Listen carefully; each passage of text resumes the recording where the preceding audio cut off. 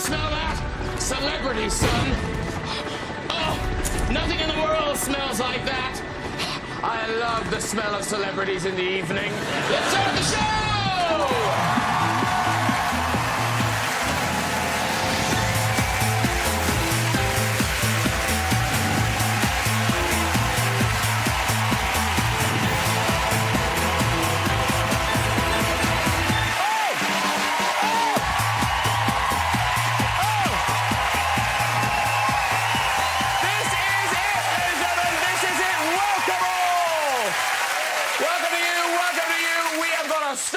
Lineup for you tonight. That is one lucky sofa. Oscar winner, star of Apocalypse Now and The Godfather, Robert Duvall is on our show. Yeah. He's Iron Man and Sherlock Holmes. Robert Downey Jr. is here. Yeah. Actor, writer, all-round brain box, Stephen Fry is joining us. Ladies and gentlemen, the biggest band in the world, U2, are here. I know. U2, they're here. Yeah. And don't worry, they won't just be performing over there. They will be having a proper chat on the sofa as well. So, what a film career Robert Duvall has had. He was, of course, Oscar nominated for his role in The Godfather. Famous, yes. Full of so many great lines like, I'm going to make him an offer he can't refuse. Mind you, I've had an offer like that. Yeah, I mean, 3 bottles for a tenner. You can't pass that up, can you? Delicious. Robert Downey Jr., famous, of course, as Iron Man. Yeah. And you do wonder, do those jetpacks have brakes? No, they don't. And listen, U2, biggest band, they are joining us. They are. Of course, Bono has met all the world's great statesmen, Bill Clinton, Nelson Mandela, even Nick Clegg, ladies and gentlemen. Oh, Bono looks thrilled, doesn't he? He looks really, really excited. You two are so famous, they've even had a street named after them. Yeah, they have. U2 Way. Yeah. A few other acts have also had that honour. There was one named after one of the Beatles. Yeah. And even Justin Bieber's had a road named after him. Yeah. So, let's get some guests on! Later there is stand-up music with a mighty U2, but first, here really is quite interesting. It's Mr. Stephen Fry!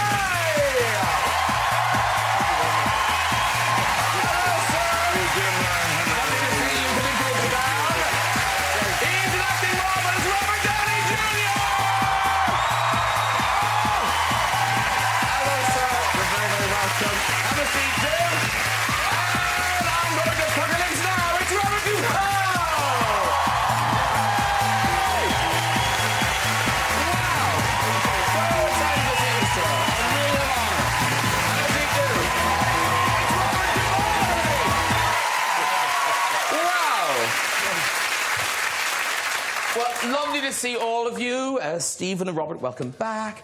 And Mr. Duvall, because it's confusing to the two Roberts. Are you a Robert? Are you a Bob? A Bobby? A Bodge, too. My brother couldn't say Bobby, so I was Bodge until I grew up, and then they started calling me Bobby. Bobby. So I have a lot of nicknames in my family.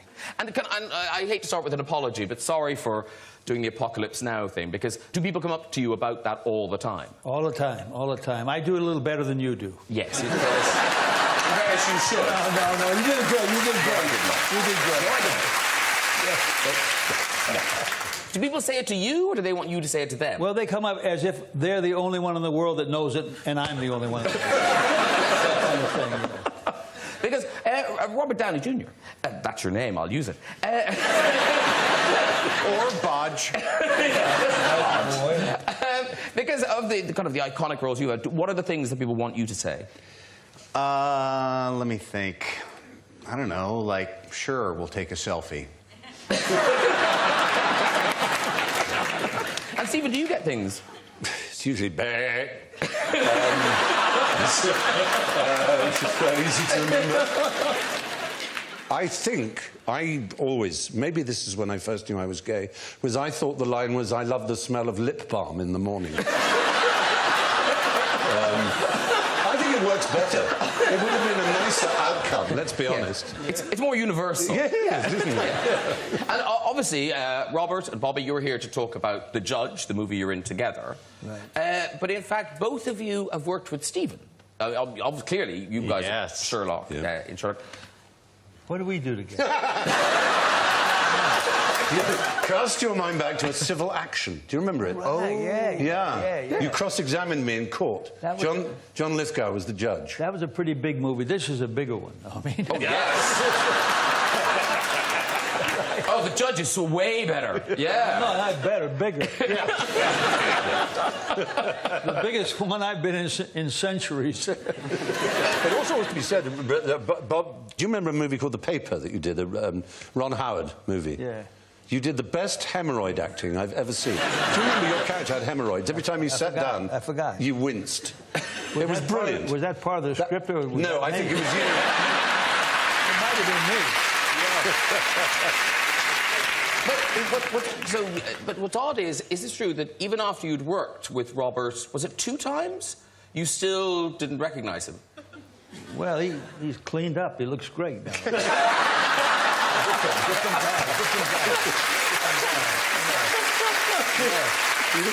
You didn't have the handcuffs. Same colour, though. Yes. Jumpsuit orange. That's really tacky. Let the games begin. I got some back talk, too. No position. I'm no position. I'm sorry. Now, listen. The Judge, Robert Downey Jr., Robert Duvall, and it's out tonight, ladies and gentlemen. Oh, all across the boy. country. Yes. What are you doing here? They weren't to know. We're telling them. All right. There'll be a late showing. Now, the reviews in the States have been amazing, so congratulations for that. And you are both brilliant in it. And audiences have really kind of connected with this story. Yeah, people are...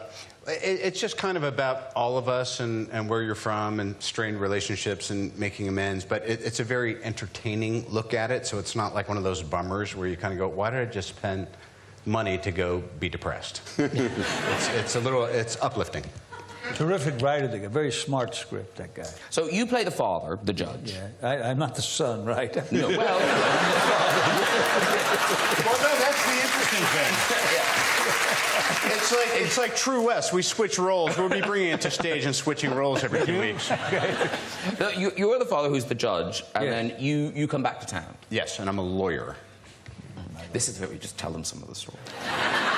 Well, as it happens, Mom passes away. I don't want to go home because I don't want to deal with him. And I don't particularly want to deal with him either. That's right. Yeah. So it's that kind of party. And then something happens where I wind up having to stay in town to defend him, but he doesn't want me to defend him, but the guy he hires really shouldn't be defending him. So he, by default, allows me to. And it's about this journey. It's fantastic. I can't believe you haven't upped and left to go watch it. And double congratulations, of course. This film is the first production from Team Downey. Yeah. Yep. And Mrs. would be here. Great team. She's fantastic. She co-produced the Sherlock Holmes movie, though, didn't she? Yeah, she sends her regards. They're having another baby. Yeah, another one. So another Team Downey production. Yes. And when is this? That one I had much less to do with than the movie. I was only involved for about 7 minutes. Oh, okay. I think you had some involvement, though. Right. Thank you. Not bad, huh? Yeah, she'll bring it in on time and under budget. Could you, just as a favour, because I know that film stars like to give unusual names, could you call him or her Uppy? Uppy Downey would be so sweet. Wouldn't that be nice? No? Okay. No. But you know it's a girl already, don't you? We do. Yeah. You've had a preview. Yes. Amazing technology these days. Yeah, we do. But when is it? So is it happening any second now? November 11th. Oh, wow.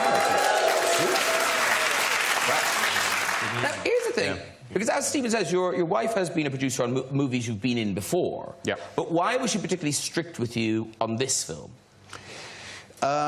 She just, I don't know, she didn't want me to mess up a good time for her or something, I don't know. What do you normally definitely do. What was she trying to stop you doing? She said, I don't want you to... Well, Mr. Fry would know from our Sherlock experiences. I usually don't like to shoot anything that's written down as the script. I have a strange condition. I'm allergic to paper. If you write something down and say, this is what we're shooting today, I don't want to do it. But like Bobby was saying, the script was actually really good. And she said, please don't get all creative and try to rewrite every scene. She goes, I will knock you out in front of 75 people.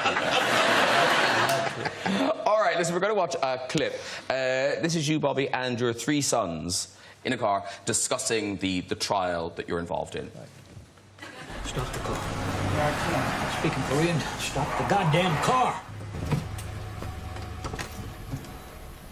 I need my walk. Leaving the scene, blood evidence, motive. Biggest mistake of your career and you just happen to run him over? I could convict you over coffee. But no, routines are important. Close the door, go. If the blood matches, and I've no reason to doubt it does, then I must have clipped him. I don't remember any of that. I don't remember what happened. Defense doesn't fly with a corpse. We need to establish a firm defense. We got to get the charges dropped and make it all go away at the preliminary hearing. We never go to trial. There's no we here, Henry. This was an accident, period. Any decent lawyer can argue this easily. And by decent, I mean honest. Someone from here, someone with integrity that an Indiana judge will respect. I retained one of that breed this morning. Right? I wish I liked you more.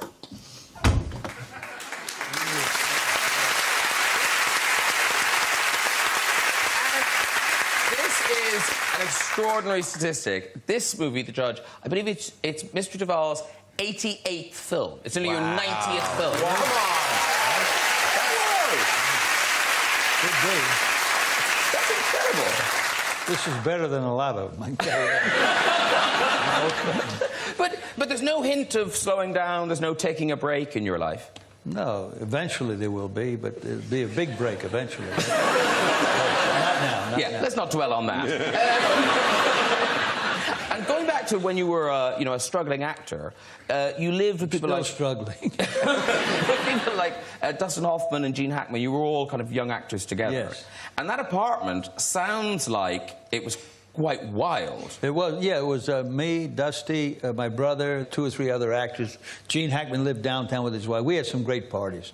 Terrific times. And the stories over the years always seem to be about Dustin Hoffman, how he brought just hundreds of women back to this apartment. He wrote, well, a few. I don't know about hundreds, quite a few, yeah. But recently, because I think maybe he was tired of being accused, but he told a story about you. I don't know if it's true. Do you know the story about the shower?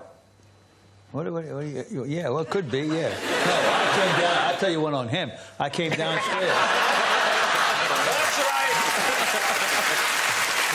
He had a young girl on the table nude, and he had told her he was a painter, and he was painting this. Crazy. Kids, try that tomorrow. Dustin, I'm not name-dropping because you're all talking about him, but Dustin Hoffman told me that Gene Hackman eventually kicked him out because Gene Hackman said, I'm never going to get laid so long as you're in the same apartment, so you've got to go. You should see some of the ones he got laid with, Dusty.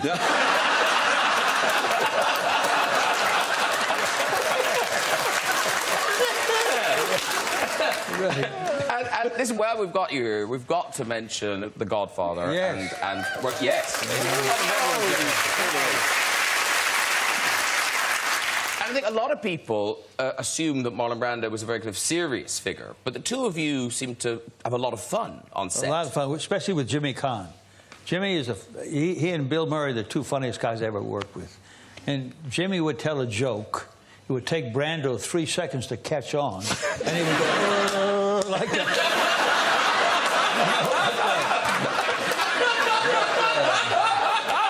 Jimmy's great, and we had great times. Yeah, I know where you're heading. Well, because you did about the mooning. Yeah, because we all moon, believe me, and to keep the set, fun. Yeah. So I'll tell you the best story of all. Okay, go. This is absolute true story. We're in Staten Island at the wedding, and Brando, he gave out belts at the end for championship belts for mooning. He went for his belt, I went for my belt. And Coppola said, come on now, there are women and children. But he kept going, I kept going. We mooned each other, mooned everybody. Some woman turned to me and said, Mr. Duvall, you're fine. But she turned to her friend and said, but did you catch the balls on that Brando? She said.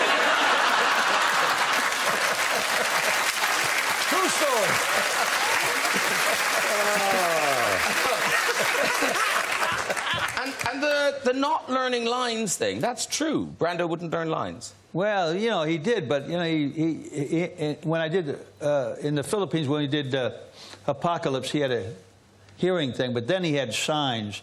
He'd lean back in his chair and read the signs on the chair. And we took the words away, put a wedding invitation there. So they had to say cut, and we started again. Somebody took this picture, and this is you. Is that Marlon Brando's speech on your stomach? He's reading the lines. Yeah, exactly. And like when Lenny Montana, the big guy, said, "Oh, may you have a beautiful son and a wonderful son," he put a son, said, "F you."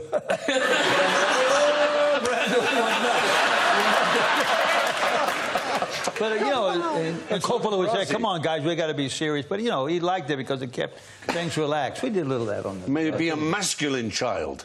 Yes. That's the line, isn't it? Is it true that you know all the lines? Just about every line. From I Believe in America, I Love America, yeah. And you're not a wartime consigliere, Tom.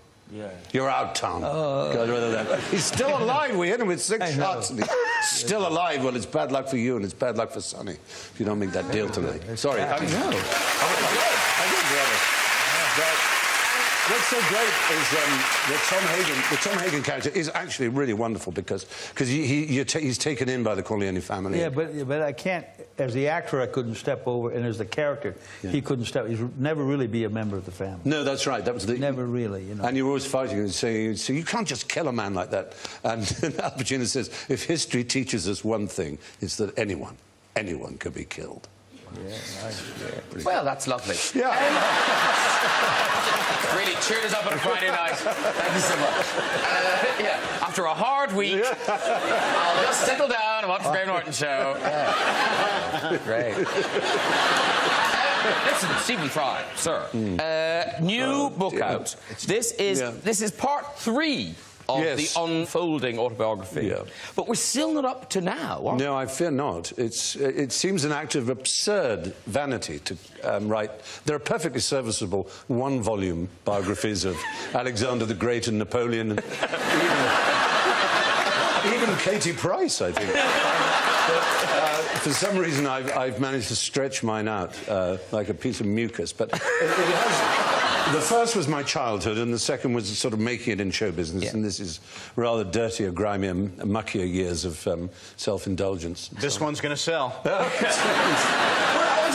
was going to say to you, because, you know, the tabloids have a field day with it. Yes. Because it seems, you know, the odd thing is, you know, here you are working at it seems the height of your powers. You know, your career is going like this. What would have happened to your career if you hadn't been doing all those drugs for those years? Well, I don't know. I did always separate them. I never went on a sound stage or on a theatrical stage or on television, or I never wrote with a single flake up my nostrils, or indeed alcohol, because the buzz of work.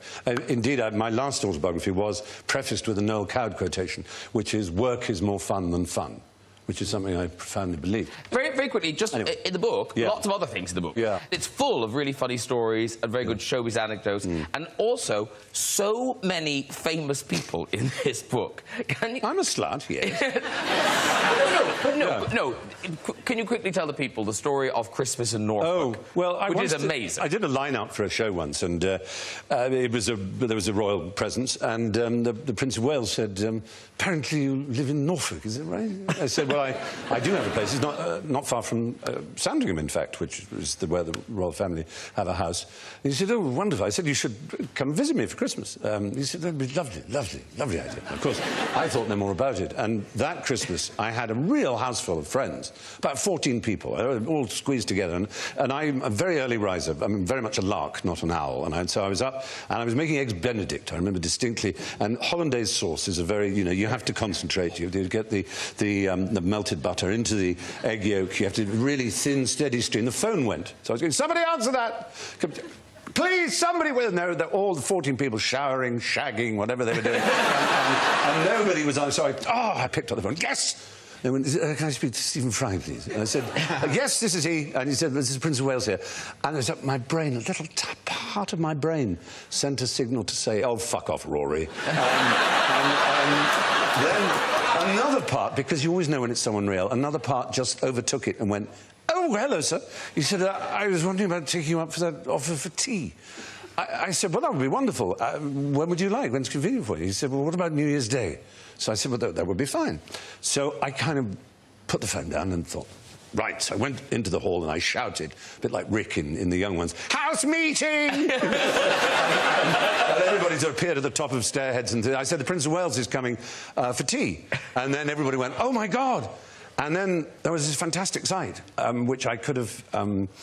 I mean, I could have photographed, I should have done, of everybody, Hugh Laurie hoovering the carpet. You know, so we're all making tea, all getting ready, the fire's burning, everything's completely ready, and we're all peeping out of the curtains like pathetic children, like that, and all these cars passing, and then eventually, 2 cars, crunch, everybody's disappeared except me.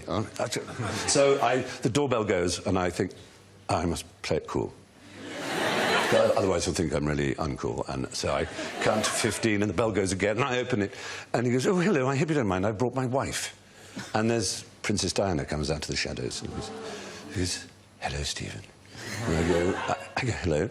And everybody comes down and we have this tea party and it's fantastic. And she's wearing cowboy boots, which suits her very well. He's not wearing car boots, which suits him very well. And it all goes fantastically. Everybody's having a great time. And then they go, and he says, thank you, everybody, says goodbye. And she holds in the doorway, and she says, I'm sorry we're going, but I'm quite glad we're going early, because it's Spitting Image on tonight. And I'm going to watch it in my room. They hate it, of course, but I love it. And that's her. But it's a great story, and lots of other great stories in your book, More Fool Me. But speaking of royalty, as we were, we have some very special musical guests tonight. Before they come over and chat with us, they're going to perform their current single, The Miracle of Joey Ramone. Please welcome the biggest band in the world, U2!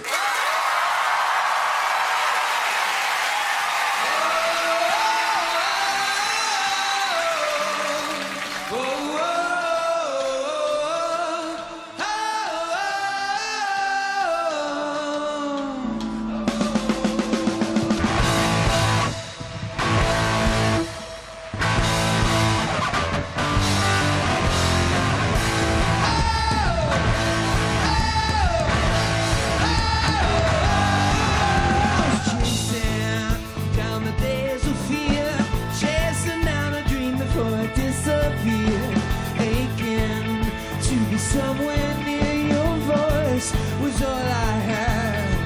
I was shaken from a stormy me, haunted by the specters that we had to see. Yeah, I wanted to be the melody of the noise, of the hurt. I was young, not done, just wishing to be blinded by you. Pilgrims on our way.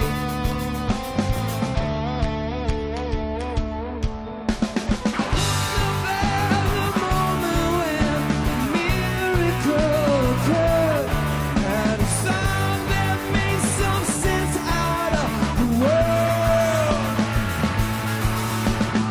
Everything I ever lost now has been returned in the most beautiful sound I ever heard.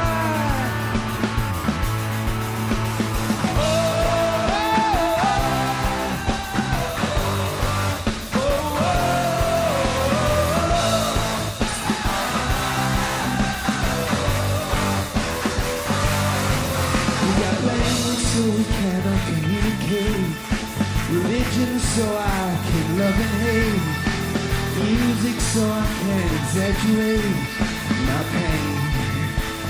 Give it a name. I was young, not dumb, just wishing to be blinded by you, brand new, and we were pilgrims on our way.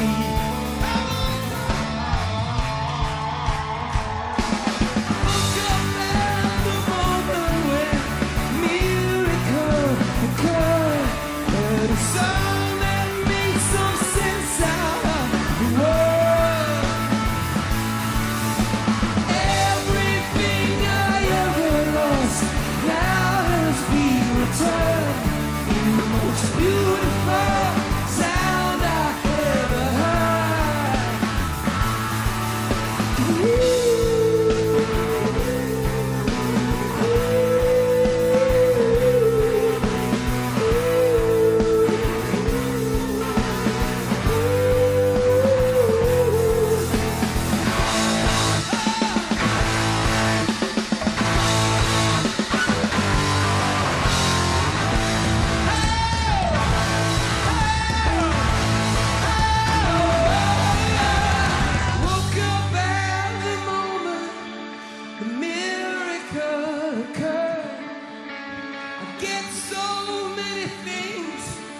don't deserve. All the stolen voices will someday be returned. The most beautiful sound I ever heard.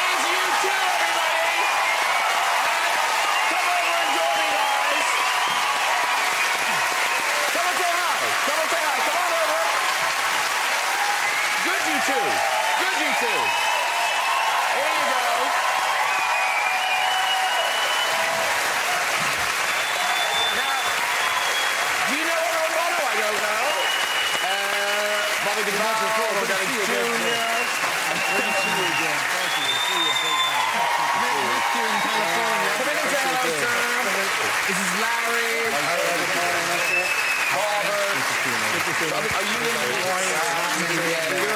Are you in the middle? Yeah, we are. Settle down on the crack. there. God, it's like, honestly, it's like boarding an Air Ryan flight. Get in there now, you're great. You okay? Yeah, no, they have bathrooms here. Yeah. Unlike Wait, the... do you need to go? Oh, I see No, on they're Ryanair. Ryanair. They're taking them off. I was thinking you needed to go. Ever. He's so cool. So now, have you guys all met U2 before? Yes. Once. Keep meeting Bono at funerals, very sadly. Clement Freud's at right stood next to you, and then at Steve Jobs's at Stanford. Yeah. Wow, you were determined to bring us down tonight. Yeah, I'm sorry. No. It's like, everyone in the room, hey, U2! Oh. Stephen, when we meet at the funerals, Stephen just says, it's not ours, though. So there we come. Good news. Yes. Now, feast your eyes on this. Now, any kids watching? Oh, This gatefold, is it? It's a long-playing record, everybody. It is a gatefold. No, it's a gatefold. Yeah. Look, there's the lads. Yeah. Yes. This is it. Songs of Innocence. And now, normally when bands come on, they're trying to flog an album. Right. But everyone's got it already. So it's like, what's the point? I mean, we're thrilled. We're thrilled you're here. It's that all the people who got very annoyed that it was given to them free, they now get to buy it. But no, but that is but this is the madness. Bought this time yesterday, and that song's impregnated. I had to buy a special solution to take the song. But no, but isn't this true? In the midweek charts, it's number 4. Yeah. So, Yes, but do they not know they've already got it? But they haven't got the vinyl. Okay. They haven't got the CD. So everyone gets it on the iTunes. Right. Who talked to who? Did you go to iTunes? Did iTunes come to you? We worked very hard on these songs and we really believed in them, but we were scared they wouldn't, people wouldn't hear them, or, it's tricky these days, to be heard. And we've been around a while. Why would anyone want another U2 album? We kind of asked ourselves that question. And, no. Poor U2! Who has worse luck than U2? There is, at the back of any performer... It's a heartbreaking story, Bono. The unforgettable fire. It's just, look, if anyone, wanted to call time on us, we've been around a while and we just wanted to do something fresh, something that no one else had done. And, it turns out some people don't believe in Father Christmas. And they see Father Christmas in their lounge on Christmas morning. They just want to give Father Christmas a good kicking. Good kicking. Adam, I think you didn't care either way, did you? No, I cared in as much as I knew that if we put it out the normal way, records don't stay around the way they used to a few years ago.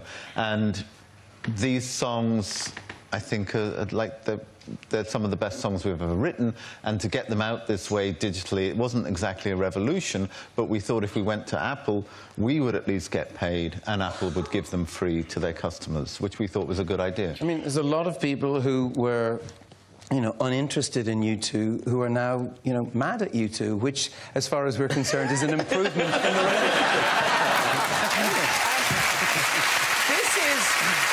This is a crazy thing. I did not know this till this afternoon, that your association with iTunes goes back quite a long way. Yes. So, you know, at the bottom in your iTunes, there's those little symbols, like there's music, there's artists, there's more, whatever. The symbol for artists, that's Bono. Thank you. Can I just say, you look like you've got the biggest Adam's apple in the whole world. I think they just needed a big head for a little small symbol. Now, I don't want to cause a fight, but I think most people, when they, you know, see U2, we think of it sort of as Bono's band. There, I've said it. Not the band. No, but it's not. It's Larry's band. True. Yes. Yeah. Yes. So when did you, like, when did he take over? I'm presuming he has. Oh, he has. Well, about 5 minutes after I thought I'd taken over. So really, immediately? Yeah, we had our first rehearsal in my kitchen, and sort of everybody arrived. You know, there was Adam, Edge's brother, the McCormick brothers arrived. Yes, and there were a couple of people there, and then Bono arrived late. And it was just obvious within a few minutes that he was not going to be carrying amps, he was not going to be buying guitars, he wasn't going to be messing with technology, he was just going to be in charge, and I was fired. That's actually not true.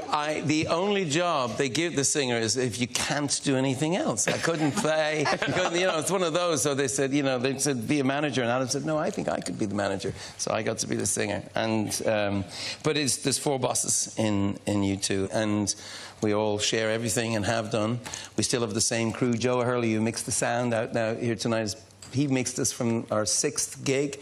So it's a community of people that we've kind of, our music has come out of, and stretches right down to Cork. Asher now. That's a long way from where you're sitting. But not a long way from there. Because when they started, when U2 started, because look at them now, you know, global superstars.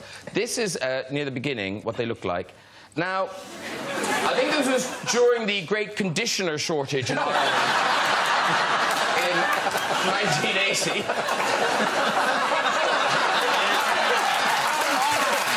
my goodness. But there's a better one. So, like, some of the publicity shots, the early publicity shots, I mean, it really does not suggest that success is in your future. Check this out. Like, how did they become successful? Oh, my goodness. What? What were you thinking? I want you to know, I am not just a sex object. I am a human person. I have feelings. I will not be treated like this. The rest of you. The rest is so bored. And daytime telly on in the background. That's what daytime telly used to be, ladies and gentlemen. Yeah. And the glasses and the hat, they weren't at the beginning. They came along as time went on. As time, yeah. You know, when you become a professional outfit, you need sort of the accoutrements of... You started going to sunny places. You had money. Exactly. We have a whole committee. No, but the sunglasses, you didn't wear sunglasses. And then when you found them, you were like, I love sunglasses. Do you ever take them off? You know the big I got earlier? You know the one when I did the whole thing, the heartbeat thing? Yeah. Okay. Uh-oh. This is a good place to explain to people. Is something terrible wrong with you? Yes. Is it fatal? A lot of people might make a lot of people happy. No, I have glaucoma for the last 20 years. Okay. Can I say it didn't get a great R, did it? You were like, oh, that's why I put sunglasses. No, but seriously, Graham, you have no idea how this has messed with my life. And, you know, the thing about glaucoma is, you know, I have perfect, like 20/20 vision, so I would go to do these eye tests, and people said, but I said, I don't really need one, because I've got perfect, I could read the bottom line, and they said, oh, that's one of the signs of a... Well, you wouldn't have it. have you ever had sort of strange visions and, you know, steam coming into the room and, you know, rings around lights? I went, oh, yeah. And they said, and it's not from anything exotic. You know, there's no... I just think they're cool. And I think Bono looks cool in them. Do you have just big boxes and boxes and boxes of sunglasses at home? People give you them, as I think you Well, I already do know. have a lot of them. Oh, you do? Yes, I have a lot. Because I just thought maybe the other band members would like to try sunglasses. These ones, who would look... I think these would look good on Larry. Larry, try those on. I think they... Look, they match your outfit and everything. These are quite clever, these sunglasses. No, put it down, put it down. Hey! Looking good. I'm liking it. It's good for you. They've got guitars on them. They've got guitars on them. I think this is a bit Dame Edna, isn't it? These are quite cool for the edge. Look, they light up. Yes. Yes. And because you're Bono in the band, do you want to try a big one? Try a big one. Rock and roll. You know where's a fly? Those are great. I love these. You genuinely like them, don't you? Yeah, definitely. I can see. I wouldn't mind doing a glass swap with Bob for a second. Thank you. It's about time. Just to see. I hope you'd... I thought you'd Oh, we never can ask. see your eyes for 1 second. Thank you. Look away, they're burning, they're burning! God darn it! Nice. Very thoughtful. Cleverer. You do. See, once now you have this information, you're never going to be able to get it out of your head. You're just going to say, there's poor old blind Bono. Would you not help Bono onto the stage? And there you are, after giving him a kicking on Christmas. You gave me the free album and everything. I have good treatment, and I'm going to be fine. But just getting back to the album and the experience of putting it together and writing these songs, you know, in the beginning, so you were 4 young lads in Dublin, you were doing pub gigs and, you know, working your way up to that.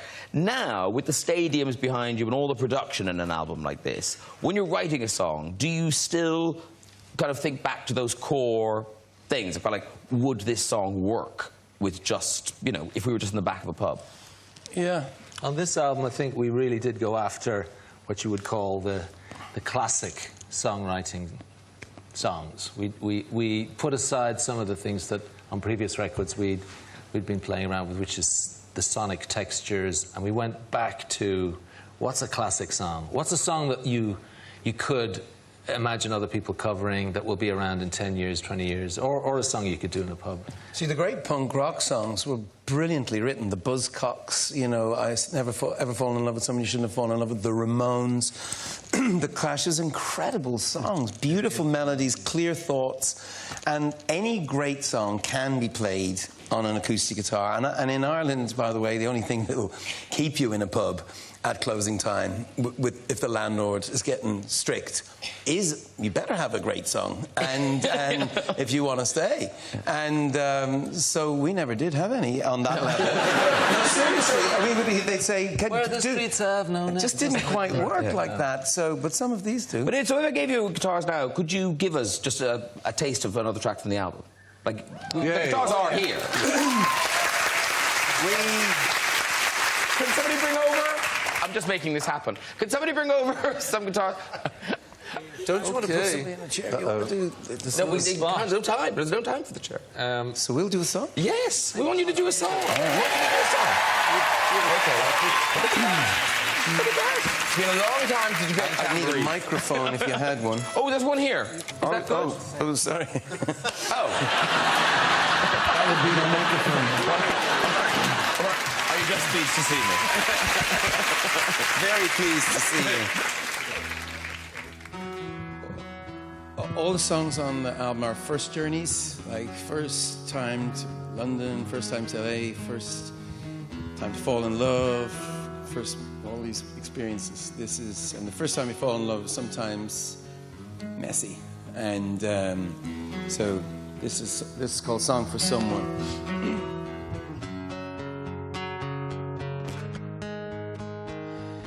You got a face face not spoiled by beauty. I have some scars from where I've been. You got eyes that can see right through me. You're not afraid of anything they've seen. I was told that I would feel nothing the first time. I don't know how these cuts heal, but in you I found a ride. If there is a light you can't always see, and there is a world we can't always be. If there is a dark that you shouldn't doubt, and there is a light, don't let it go out. And this is a song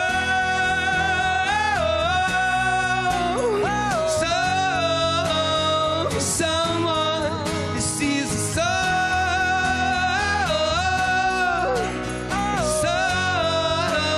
for someone. You let me into a conversation only we could make. You breaking into my imagination. Whatever's in there, it's yours to take.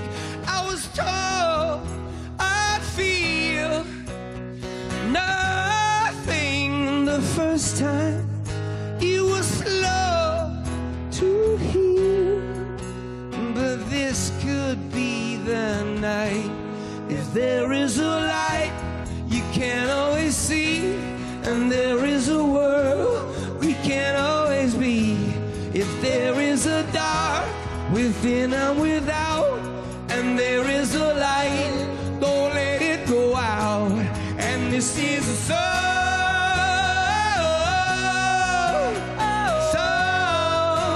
for someone. This is a song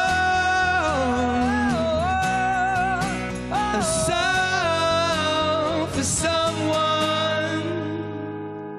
That kind of thing.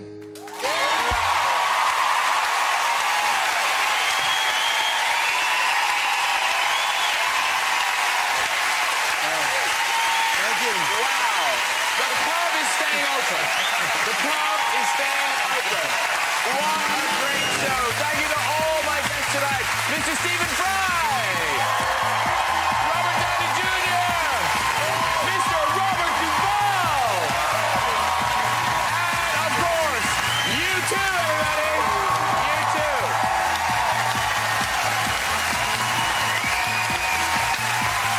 Join me next week with Visual Guest Room 5, Activity School, comedy favourite Miranda Hart, and Sherlock star Benedict Cumberbatch. I'll see you then. Good night, everybody. Bye-bye.